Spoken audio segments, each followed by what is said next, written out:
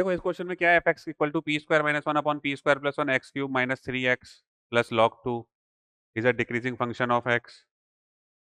ठीक है, is a decreasing function of x in R, then the set of possible values of p is. तो इस question में देखो आपको पहले ही पता है कि एफ एक्स जो है हमारा डिक्रीजिंग फंक्शन है x का in real numbers, then the set of possible values of p। तो पॉसिबल वैल्यूज ऑफ p का सेट पूछा है, तो एफ डैश एक्स अगर मैं कैलकुलेट करूं तो एफ डैश एक्स का जो वैल्यू निकल के आएगा वो कितना आएगा, P square minus one upon में P square plus one into 3x square minus 3। अब ये डिक्रीजिंग फंक्शन है तो लेस देन जीरो होना चाहिए, ठीक है, लेस देन जीरो होना चाहिए। तो इसका मैं क्या बोल सकता हूँ इस बात को मैं, कि देखो 3 को तो आप यहाँ से गायब कर दो, तो P square minus one upon P square plus one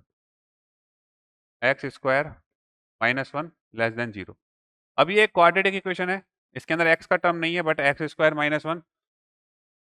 P square minus one upon P square plus one times x square minus one less than zero, ये हमारी क्वाड्रेटिक इक्वेशन बोल सकता हूँ इसको मैं, क्वाड्रेटिक इनइक्वालिटी। तो इसके अंदर क्या होता है कि आपको सबसे पहले तो जो ये कोफिशिएंट है ना एक्स स्क्वायर का, इसको लेस देन जीरो करना पड़ेगा, ठीक है, यानी कि P square minus one upon P square plus one, ये कैसा होना चाहिए, लेस देन जीरो होना चाहिए। दूसरी बात, इसका जो डिस्क्रिमिनेंट है वो भी लेस देन जीरो होना चाहिए, यानी कि डी का वैल्यू भी लेस देन जीरो होना चाहिए। अब इसको अगर मैं सिंप्लीफाई करूंगा तो मेरे को क्या मिलेगा, p belongs to minus one से वन मिलेगा ना,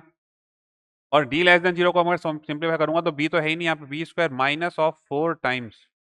a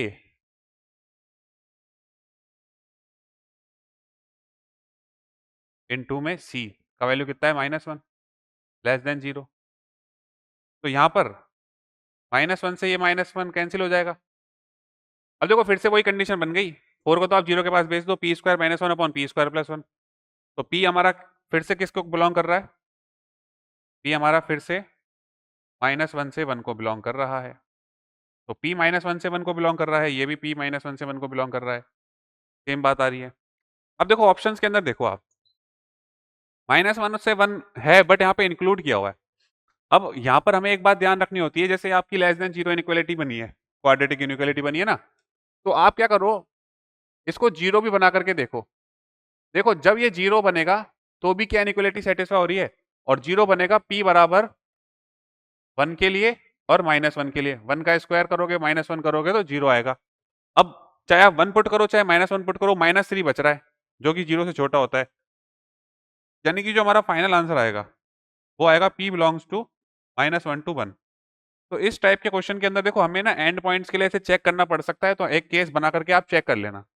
बच्चों को इसमें दिक्कत रहती है कि सर कब हम इंक्लूड करें कब नहीं करें, तो आप जैसे यहाँ पे प्लस थ्री होता,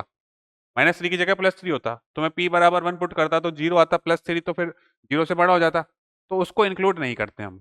ठीक है।